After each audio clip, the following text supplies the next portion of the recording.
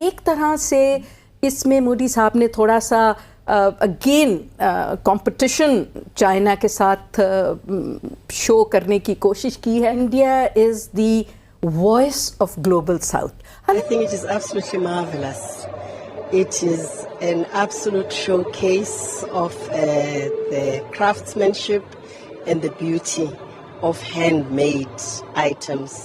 कि India Saudi अरब में somehow उन्होंने रियलाइज कर लिया. उन्होंने कहा नहीं यार, India is an important country for Saudi Arabia. IMF की जो लीडर है क्रिस्टलिना जॉर्जिएवा, ये वो औरत है जो आईएमएफ की हेड है. जी बिल्कुल. मतलब वो पाकिस्तान को नचाती है. पाकिस्तान वो मुल्क है जो हमेशा लोन्स मांगता है. उसको नचाने वाली इंडिया आके G20 में खुद नाच रही है. तो आप सोचिए, इतना इंडिया ने जो है G20 को इतनी ब्रांडिंग कर दी. मुझे के लिए टू बी ऑनेस्ट मैं उनको मुबारकबाद देता हूं. उन्होंने अपने आप को रिपोजिशन किया है as a global voice among the top leaders. ये तो उन्होंने कर लिया है. हमारा ये सूरत हाल है कि हमने ये घर को मजबूत नहीं किया, और घर को हम जितने हमारे माशी मसाइल आते रहे उसको जियोपॉलिटिक्स को यूज करके हल करने की लेकिन कोशिश नगमाना करते हैं. दोस्तों, दो मुआ सांप है चीन. दो मुआ सांप, ठीक है. चोर चाइना, चूरन चाइना, चटकी चाइना, चतुर चाइना. नमस्कार दोस्तों, स्वागत है आप लोग का INL न्यूज के एक और नए वीडियो में. दोस्तों, साउथ अफ्रीका की प्रतिनिधि जो कि G20 में शामिल होने के लिए भारत आई हुई थी, उन्होंने एक बयान दिया. उस बयान की पूरी दुनिया में चर्चा हो रही है. दोस्तों, दरअसल उन्होंने भारत को स्वर्ग से भी अच्छा कहा है. दोस्तों, भारत की तारीफ पूरी दुनिया आज कर रही है, और ये पहली बार जो है वो किसी के द्वारा नहीं किया गया. लेकिन ये अहम इसलिए भी हो जाता है क्योंकि G20 समिट में जहाँ पर पूरी दुनिया की नज़रें गड़ी हुई हैं, पूरी दुनिया के जो बड़े बड़े लीडर्स हैं, जो प्रतिनिधित्व हैं, वो इंडिया में G20 में शामिल होने के लिए आए हैं. और उस टाइम पे भारत को स्वर्ग से अच्छा कह देना, या फिर भारत की जो विविधता है उसकी तारीफ करना, भारत की खानों की तारीफ करना, ये कहीं ना कहीं इंडिया के लिए बहुत अच्छी बात है. क्योंकि पूरी दुनिया की जो नज़रें हैं वो आज इंडिया और G20 पर लगी हुई है. दोस्तों, इस बयान के आने के बाद पूरी दुनिया में तो चर्चा हो ही रही है, लेकिन पाकिस्तान में इसके ऊपर काफ़ी ज़्यादा चर्चा हो रही है. दोस्तों, पाकिस्तानियों का तो एक और बात है कि जो पाकिस्तानी कहीं ना कहीं अपने आप पे भी रोते हैं कि हम जो है वो इंडिया के जैसा काम नहीं कर पाए. दोस्तों, पाकिस्तानियों का शुरू से ही इंडिया का जो पैर है वो खींचने में लगा रहता है. कभी उन्होंने अपना पैर बढ़ाने की कोशिश नहीं की. लेकिन आज जब वो रोते हैं तो देख के उन पर कहीं ना कहीं एक हंसी भी आती है और तरस भी आती है कि पाकिस्तानी कितनी जाहिल है कि आज भी जब उनको एक कंट्री इतना बढ़ता हुआ दिख रहा है फिर भी वो उसको खींचने की कोशिश करते हैं.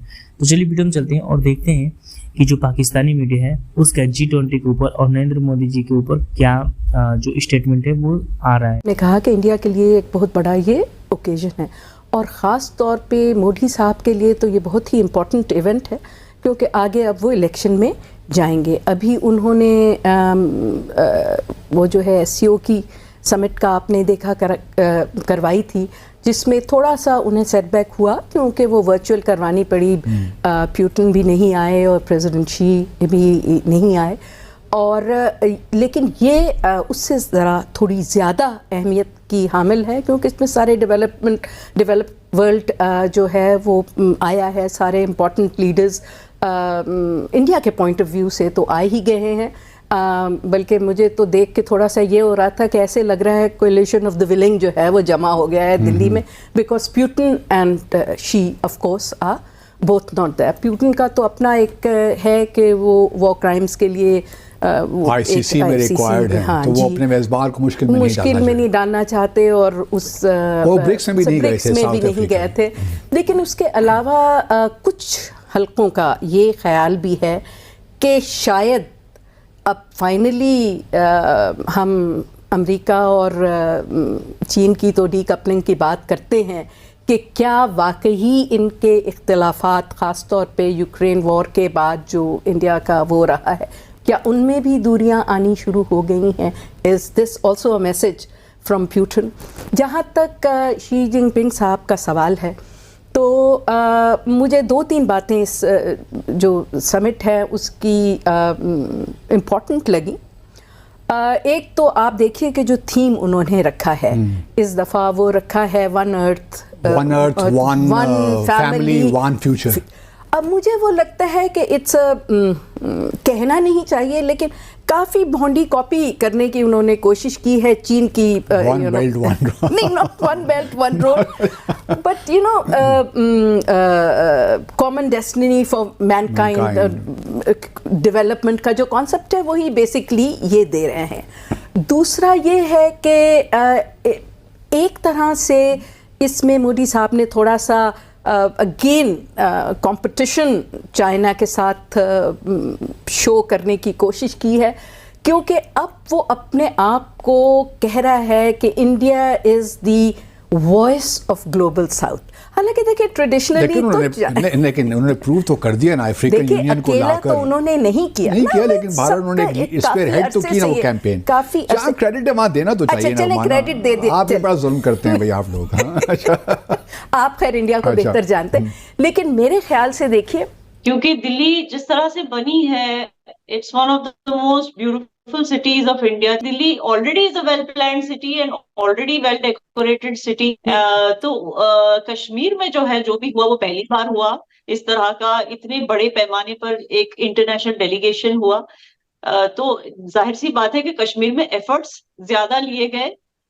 दिल्ली में इतने एफर्ट्स लेने की जरूरत नहीं पड़ी थी, क्योंकि ऑलरेडी इसको अच्छे से डेवलप किया और डेकोरेट किया गया है ऑलरेडी। याना जी, सबसे पहले हम ये बात करेंगे कि जो सऊदीया के प्रिंस हैं मोहम्मद बिन सुलेमान, सुना था, खबर थी कि वो पहले इस्लामाबाद आएंगे, उसके बाद फिर दिल्ली जाएंगे G20 की मीटिंग्स के हवाले से, लेकिन डायरेक्ट वो दिल्ली जा पहुंचे हैं। इस पे आप क्या कहेंगी? और खास तौर पे जिस तरीके से बांग्लादेश हो, इजिप्ट हो, श्रीलंका, UAE हो, या इस तरीके से जितने भी इस्लामिक कंट्रीज हैं, आजकल इनका जो रुझान है इंडिया की तरफ है, इनकी जो टिल्ट है वो इंडिया की तरफ है। क्या समझती हैं, इंडिया ने ऐसी ऑफर्स दी हैं कि वो इस तरीके से मिलकर काम करने की तरफ जा रहे हैं, या फिर? मुझे बस वो लम्हा याद आ रहा है जब इंडिया को जो है OIC मेंबरान में शमूलियत करने से रोका गया था, और आज वही OIC मेंबरान जो हैं वो घूम घूम के इंडिया आ रहे हैं। ऐसे लग रहा है वो फोमो होता है ना, फियर ऑफ मिसिंग आउट, वो वाली फीलिंग हो रही है इन सब लीडर्स को कि अगर हम नहीं गए तो हमने मिस आउट कर दिया, वो वाली फीलिंग। तो यही चीज, मतलब मुझे हंसी आती है कि पाकिस्तान ने ही ऑब्जेक्शन उठाया था। सबसे ज्यादा मुसलमान रहते हैं पूरी दुनिया की, जो तादाद है आई थिंक इंडोनेशिया के बाद इंडिया में है मुसलमानों की। उस कंट्री को OIC का मेंबर बनने के लिए जो ऑब्जेक्शन उठाया था वो पाकिस्तान ने ही उठाया था। और आज देखिए पाकिस्तान जो है G20 मेंबर्स का नेशन नहीं है। तो दोस्तों, जैसे कि आपने इस वीडियो में देखा कि पाकिस्तान की जो मीडिया है वो एक तरफ तो भारत की तारीफ भी कर रही है, लेकिन दूसरी तरफ भारत की खिंचाई करने में लगी हुई है। दोस्तों, पाकिस्तानियों का शुरू से ही ये जो चीज़ें वो रही हैं, कभी उन्होंने अपनी मेहनत के दम पे आगे बढ़ने की कोशिश नहीं की है, बल्कि जो देश आगे बढ़ता है उसकी बुराई, उसकी खिंचाई करने में लगे रहते हैं। और आज यही स्थिति रही है कि पाकिस्तान जहाँ पर आज है, वो कहीं ना कहीं इन सब लोगों की भी जो है वो कहीं ना कहीं इसमें अहम भूमिका रही है। दोस्तों, दूसरी पार्ट में हमने देखा कि जो कश्मीरी जो हमारी बेटी हैं, जो हमारी बहन है, उनका साफ तरीके से पाकिस्तान को आईना दिखाया है और बताया है कि पाकिस्तान आज यहाँ पे कहाँ है। दोस्तों, उनका ये भी कहना था, याना मीर जो है, कि जो पूरे पाकिस्तान को नचाती है, यानी कि जो IMF की जो चीफ है, जो कि पूरे पाकिस्तान को कुछ पैसों के लिए नचाती है, आज वो इंडिया में आकर वो इंडियन जो धुन है, इंडियन जो गाने हैं, उस पर नाच रही है। तो ये कहीं ना कहीं एक बहुत अहम जो है, और वो इंडिया के लिए जीत है, क्योंकि पूरी दुनिया ने देखा कि जो इंडियन म्यूजिक है, जो इंडियन कल्चर है, वो कितना ज़्यादा अच्छा है। दोस्तों, वैसे भी जो पूरी दुनिया है वो इंडियन कल्चर की तारीफ पहले भी कर चुकी है, लेकिन G20 में जितने भी देश के राजनेता थे या फिर जो भी लोग आए हुए थे, उन्होंने इंडियन खानों की, इंडियन जो कल्चर है उनकी जमकर तारीफ की है, जिसकी वजह से ये कहा जा रहा है कि जो G20 का जो समिट है वो भारत के लिए बहुत ही ज़्यादा एक वंडरफुल जो चीज़ है वो रहा है। तो दोस्तों, बस आज की वीडियो में इतना ही। आई थिंक आप लोगों को वीडियो पसंद आया है। वीडियो अच्छा लगे तो वीडियो को लाइक, हमारे चैनल INL न्यूज़ को सब्सक्राइब कर लो।